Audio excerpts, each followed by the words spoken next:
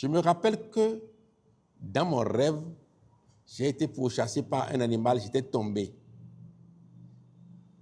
Et j'avais eu un problème au niveau du genou. Et quand je me suis levé le matin, le genou avait des problèmes effectivement et je ne pouvais pas marcher. Et on veut nous maintenir dans cet engrenage-là.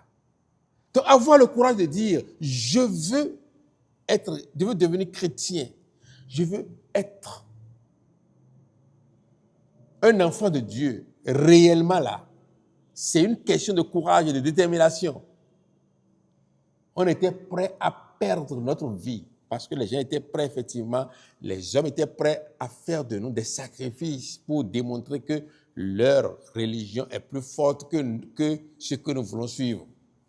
On voulait nous utiliser comme cobayes pour démontrer la suprématie. Et c'est cela qui a fait de nous ce que nous sommes devenus aujourd'hui. Mais je vous dis, si vous voulez être chrétien, devenez chrétien véritablement. Parce qu'il n'y a pas de chrétien à moitié. Bien-aimés dans le Seigneur, chers amis de l'émission, ce qu'il faut savoir, celui qui voudra sauver sa vie la perdra.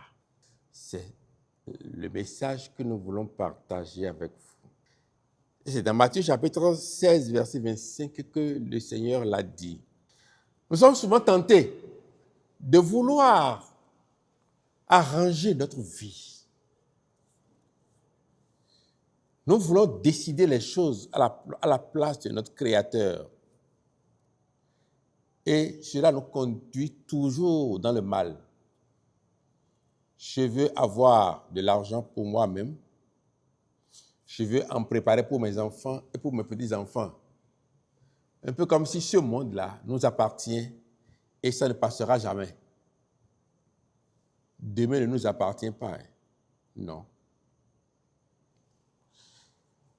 Matthieu 16, verset 25 dit, « Car celui qui voudra sauver sa vie la perdra, mais celui qui la perdra à cause de moi la trouvera. » Si faire la volonté de Dieu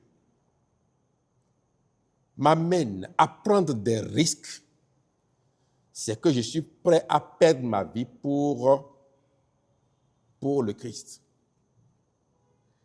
Dans notre culture, nous avons des religions endogènes. Et en notre temps, quand j'étais jeune, n'importe qui prend la décision de devenir chrétien, il y a une gamme de chrétiens que nos parents ne refusaient pas à l'époque. On dit oui, si tu veux ça, on est d'accord. Mais si tu veux aller à tel niveau, ce n'est pas possible. Parce que même dans certains villages, on nous a dit tel type de religion, tel type de communauté, nous sommes les mêmes avec eux. Mais vous, non. Mais qu'est-ce que nous, là, nous on fait? Parce que quand nous sommes devenus chrétiens à part entière. On ne met pas notre main dans des cultes liés à cette religion à laquelle nous avons fait dos. Cette religion qui nous a fait autant de mal. On rêvait. Et quand on a le cauchemar et on se réveille le matin, on trouve la trace des chicottes, des supplices qu'on a subis dans le sommeil là. On trouve les traces sur notre corps. On avait eu ça. Je me rappelle que dans mon rêve, j'ai été pourchassé par un animal, j'étais tombé. Et j'avais eu un problème au niveau du genou. Et quand je me suis levé le matin, le genou avait des problèmes effectivement et je ne pouvais pas marcher.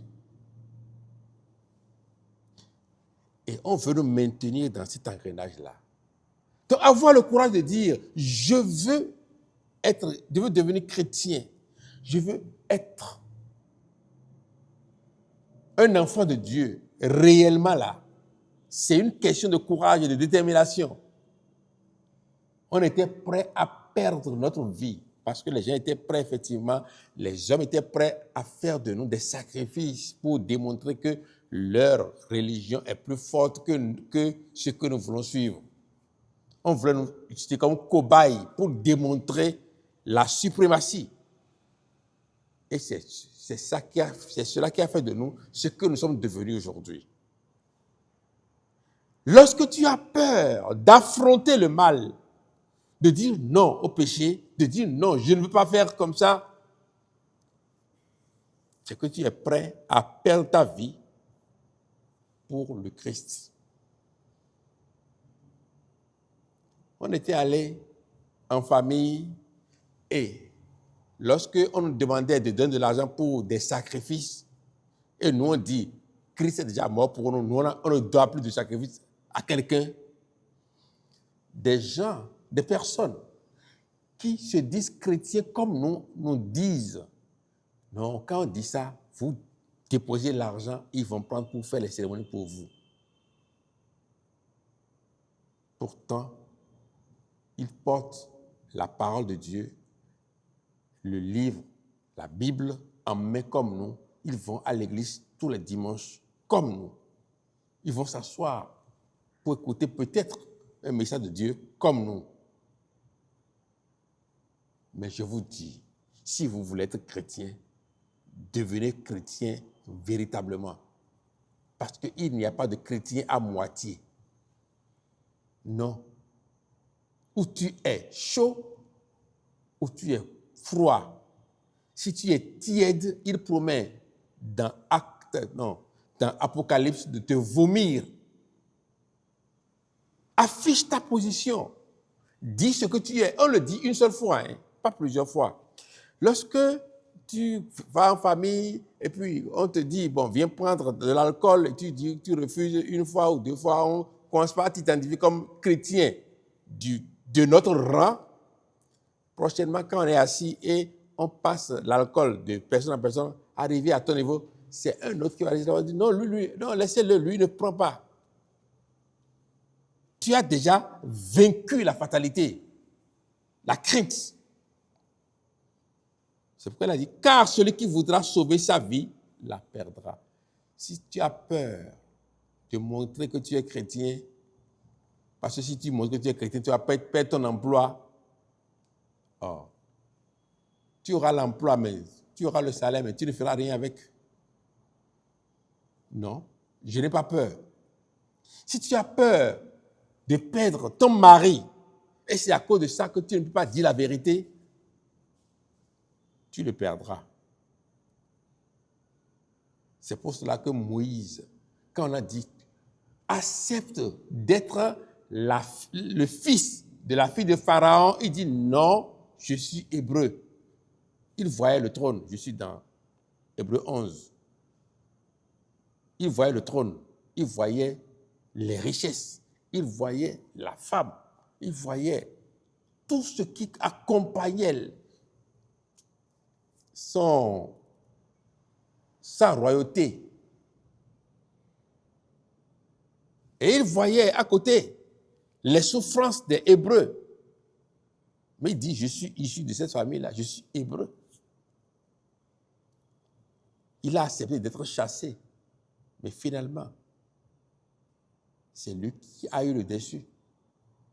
C'est pour cela que je vous invite à faire le bon choix. Celui qui voudra sauver sa vie pour les miettes de ce monde, les amis, les plaisirs de ce monde, le boulot.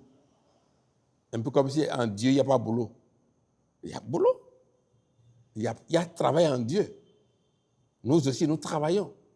Mais on n'est pas applaudi peut-être comme vous auriez voulu. C'est tout. Et qu'est-ce que cela va nous servir d'avoir tout le monde entier, toutes les richesses, si notre âme n'est pas sauvée?